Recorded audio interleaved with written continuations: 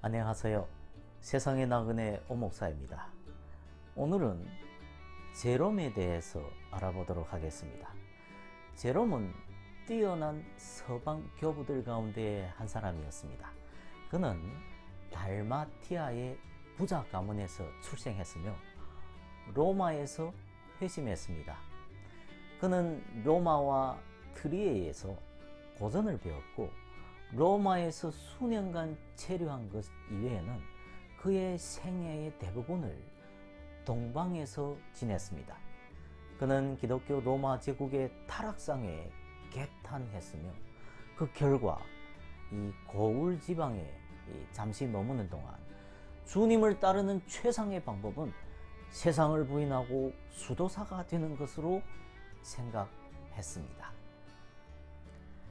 제롬은 기원 375년에서 378년까지 이 3년 동안 시리아 사막에서 은둔수사로 지냈습니다. 문명세계로 돌아와 안디옥, 알렉산드리아 그리고 콘스탄티노플에서 학업을 마무리했습니다. 안디옥에서 특히 히브리어를 익혔습니다. 그는 콘스탄티노플에서 그리스 문헌들을 접하게 되었습니다. 거기서 나지안주스의 그레고리에게서 배웠으며 니사의 그레고리와 교제했습니다. 결국 로마로 갔는데 여기서 이 반대자들을 처형하고 로마 교황이 된 다마수스의 이 지대한 영향을 미쳤습니다. 교황은요, 이 사도적 교구의 중요성만 되뇌이고 자신이 이 베드로의 계승자임을 자처했습니다. 로마에서도 제롬은 금욕주의적 수도원적 삶의 미덕을 설파했습니다. 이로 인해 기독교 귀부인들과 교제할 수 있었습니다. 제롬은 그들의 이 영적인 상담자가 되었습니다. 그는 거의 교황이 될 뻔했습니다. 하지만 이 로마의 성직자들의 타락상을 공격함으로써 인기를 잃었습니다.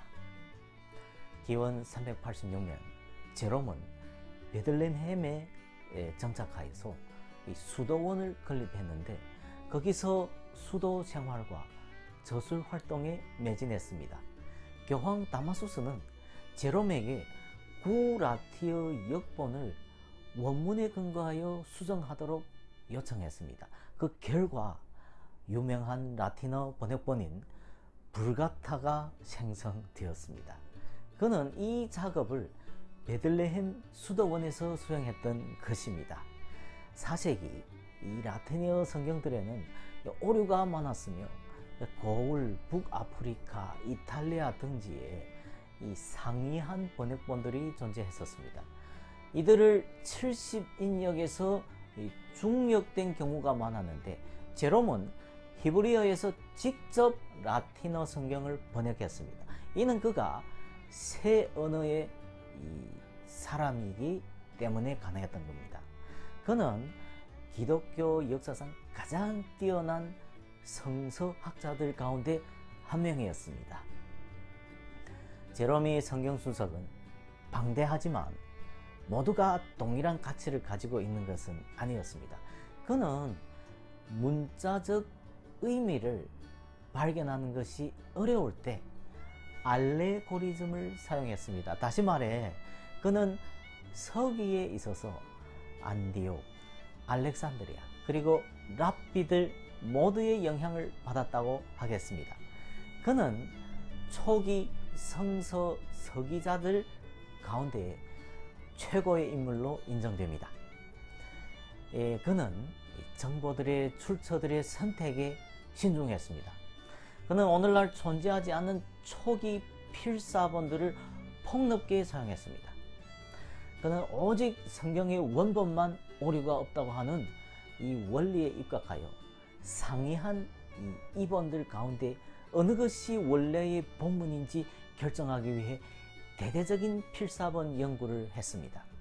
이러한 노력으로부터 불가타가 완성했습니다.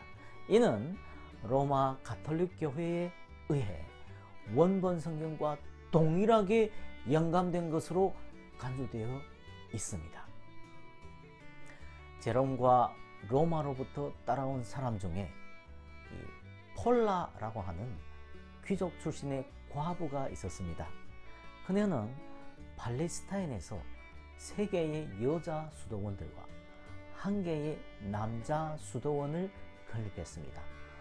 폭넓은 서신 교류와 초기 금욕주의자들의 극적인 삶들을 수단으로 해서 제롬은 금욕주의와 성직자 독신주의를 장려할 수 있었습니다. 아마 그는 이 터툴리안 이래 가장 엄격한 도덕주의자였을 것입니다. 저술들과 서신들에서 나타나는 이 금욕주의는 성장 단계에 있는 기독교에 대한 그의 최대한 공헌이었을 것입니다.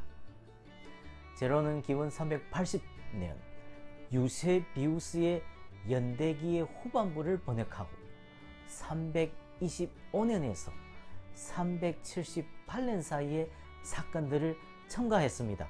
다시 말해 유세비우스의 교회사의 속편을 저술했다고 하겠습니다. 그는 또한 392년 명인열전 135장에서 베드로 이래 자신의 때까지 기독교 저술가들의 작품들의 타이틀들과 저술, 동기들을 설명했습니다. 이는 교부학의 최초의 예라고 할 수 있습니다. 많은 오류가 있음에도 불구하고 이는 역사적으로 귀중한 작품이었습니다. 암브로스가 교회와 국가의 긴장의 전형적인 예였듯이 제롬은 서방에서 호전 전통과 기독교 문화 사이의 긴장의 전형적인 예였습니다. 이단들에 반대하던 작가로서 제롬은 일반적으로 받아들여지고 있던 교회의 교리의 해석자였지 독창적인 사상가는 아니었습니다. 그는 초기 르네상스 인문주의자들의 수호성인이었다고 말합니다.